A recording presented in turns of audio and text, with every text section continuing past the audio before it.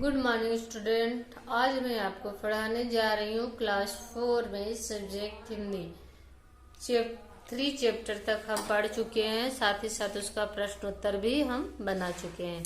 आज हम आपको पढ़ाने जा रहे हैं chapter number 4, doctor Homi Jahangir Bhabha. ये एक वैज्ञानिक थे जिनके बारे में हमको पढ़ना है। देखिए एक साइड में आपका उनका पिक्चर भी दिया हुआ, फोटो भी लगा हुआ है और अब हम इनके बारे में विस्तार से जानेंगे। दीपू की कक्षा में विज्ञान का घंटा चल रहा था। आप लोगों की भी क्लास में घंटी बजती है और घंटे के हिसाब से टीचर आते हैं और आपको पढ़ाते हैं। तो ये जो घंटी बजी उसको कौन सा पीरियड था? विज्ञान यानी कि साइंस का। अध्यापिका बता रही थी कि विज्ञान में जितने भी आविष्कार हुए हैं उनसे लाभ भी हुआ है और हानि भी।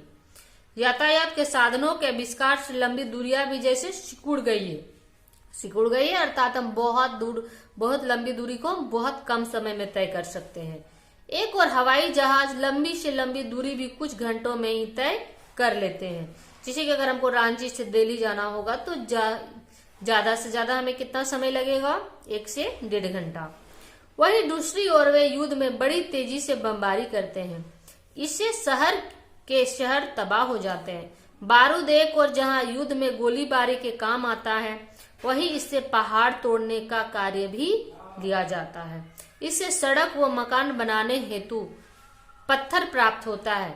क्या आप जानते हैं कि केवल एक एटम बम से मीलों की आबादी नष्ट हो जाती है, परंतु यदि इसका सदुपयोग किया जाए तो इसी एटम बम से बड़े बड़े बिजली घर भी चलाए जा सकते हैं। डॉक्टर होमी जहांगीर भाभा ने एटम का यही सदुपयोग करके दिखाया था। टीचर बच्चों को बता रही है कि विज्ञान से जहां हमें बहुत से फायदे हुए हैं वहां हमें बहुत सी नुकसान भी हुए हैं। जहां गोलीबारी होती है, गोला बारूद से हम बड़े बड़े पत्थर को तोड़ सकते हैं और जो उस पत्थर से सड़क वो घर का निर्माण होता है, वही बम बारूद से ही किसी की जान भी ली जा सकती है। एक के बहुत बड़ी आबादी को भी क्षतिग्रस्त किया जा सकता है।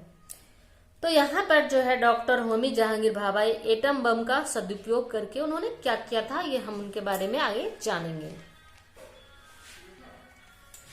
डॉक्टर होमी जहांगीर भाभा को संक्षेप में डॉक्टर भाभा कहा जाता है। इनका जन्म 30 अक्टूबर सन 1909 को मुंबई में हुआ था। ये आप याद कर लीजिएगा कि भाभा जी का जन्म कब और कहाँ हुआ था, ये इम्पोर्टेंट है।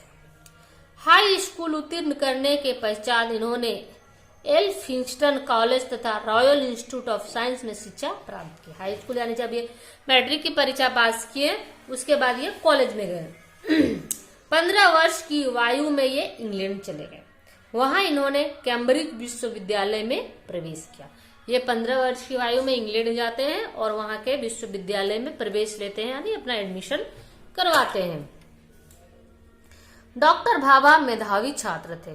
कैम्ब्रिज विश्वविद्यालय में पढ़ते समय इन्हें छात्रवृत्ति मिली। इस छात्रवृत्ति के कारण इन्हें प्रसिद्ध भौतिक शास्त्री श्री पाली के साथ काम करने का अवसर मिला। छात्रवृत्ति यानी इनको विश्वविद्यालय में पढ़ने का खर्च नहीं लगता था, इनको छात्रवृत्ति स्कॉलरशिप मिली थी। वो जो भी उनके पढ़ाई का खर्चा होता था वो विश्वविद्यालय पे करता था, इन्हें खुद से देना नहीं पड़ता था। श्री पाली म्यूरिक में रहते थे। इसके पश्चात ये इटली के परमाणु विज्ञानी एनरिको फर्मी की देख रेख में कार्य करने लगे। जब ये भारत लौटे तो इन्हें Indian institute of science Bangalore में सैद्धांतिक भौतिकी का रीडर नियुक्त किया गया। सन 1942 में इन्हें प्राध्यापक बना दिया गया। डॉक्टर भाभा अन्य वैज्ञानिकों की भांति केवल अपने कार्य में ही उलझे रहे। इन्हें अपने देश की चिंता अधिक थी। ये चाहते थे कि अन्य देशों की भांति भारत भी तीव्र गति से उन्नति करे। वे इस तथ्य से परिचित थे कि भारतवर्ष में बहुत योग्य व्यक्ति हैं। यदि उन्हें भली प्रकार प्रशिक्षित किया जाए तो उपयुक्त सुविधाएं दी जाए तो वे श्रेष्ठ वैज्ञानिक बन सकते हैं।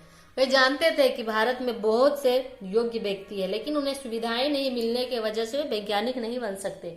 लेकिन अगर सुविधाएं दी जाए तो वे भी बहुत अच्छे एक वैज्ञानिक बन सकते हैं। जब भारत स्वतंत्र हुआ तो डॉक्टर भाभा के प्रयास के फलस्वरूप परमाणु ऊर्जा आयोग एटॉमिक एनर्जी कमीशन बना। डॉक्टर भाभा इस आयोग के सचिव बने।